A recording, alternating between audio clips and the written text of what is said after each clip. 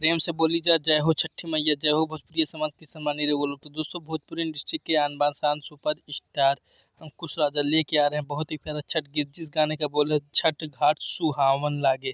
जी हाँ दोस्तों, छठ घाट सुहावन लागे का वीडियो सॉन्ग आप सभी के बीच में कल सुबह म्यूजिक वाइड चैनल के माध्यम से रिलीज होने जा रहा है।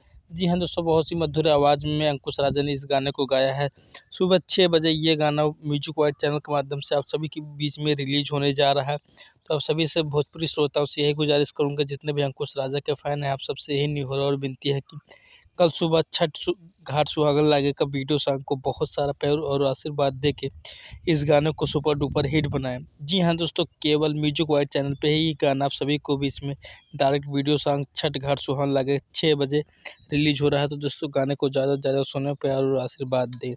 जी हाँ दोस्तों, जाते जाते हमारे पसंदीदा चैनल भोजपुरी म्यूजिक चैनल को आप सब्सक्राइब कर लीजिएगा, क्योंकि भोजपुरी स्टारों से जुड़ी हर छोटी छोटी अपडेट आप सभी को सबसे पहले भोजपुरी म्यूजिक चैनल पे ही देखने को मिलेगी। तो अभी सब्सक्राइब करिए भोजपुरी म्यूजिक चैनल। जय हिंद, जय भारत, जय हो भोजपुरी समाज।